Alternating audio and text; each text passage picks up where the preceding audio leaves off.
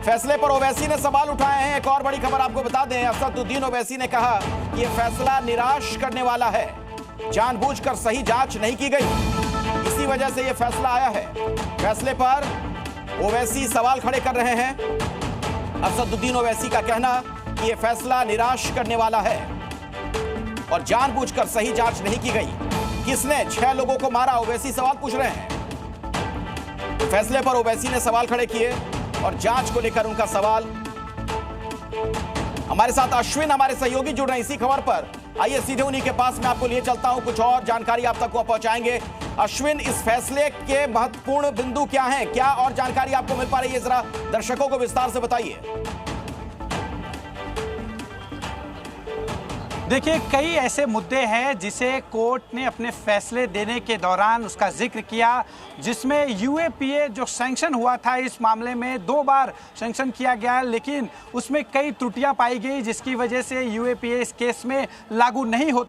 बात का जिक्र रहा, इस केस से हटा दिया गया था क्योंकि मकोका लगाने के लिए जो प्रावधान चाहिए, 2 चार्जशीट हुआ मामला चाहिए, उसमें राकेश धावड़े के खिलाफ गलत तरीके से मकोका लगाने की कोशिश की गई और फिर पूरे केस पे, इस मालेगांव केस पे लगाया गया था, जिसे पहले ही कोर्ट ने खारिज कर दिया था। इसलिए ये यूएपीए के तहत ये पूरा केस चल रहा था।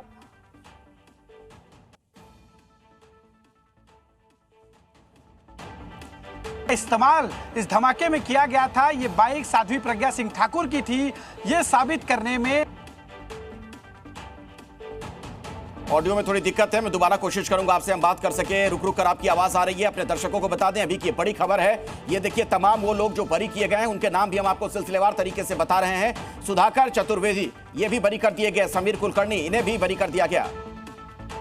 तो अभी की बड़ी खबर पर लगातार हमारी नजर बनी हुई है और फैसले के बाद साध्वी प्रज्ञा का बयान सामने आया है। मेरी जिंदगी बर्बाद कर दी गई, ये कहना साध्वी प्रज्ञा का, उनका ये कहना था कि मेरी जिंदगी बर्बाद कर दी गई, इतना लंबा जो इंतजार चला, मुझे फंसाया गया था, मेरी जिंदगी बर्बाद की गई, मुझे 13 दिनों तक प्रताड़ित किया गया था। ये तमाम आरोप पहले भी उन्होंने लगाए थे। जाहिर तौर पर एक बड़ी राहत उनके लिए, अपने ही देश में आतंकवादी बना दिया गया। इस बात से बहुत आहत हैं वो। फैसले के बाद साध्वी प्रज्ञा ने अपना बयान दिया है, मेरी जिंदगी बर्बाद कर दी गई, 13 दिनों तक मुझे प्रताड़ित किया गया था, अपने ही देश में मुझे आतंकवादी घोषित कर दिया गया था।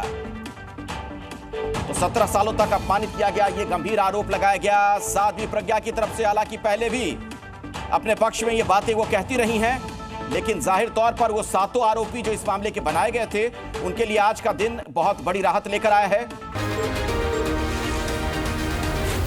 Zee News.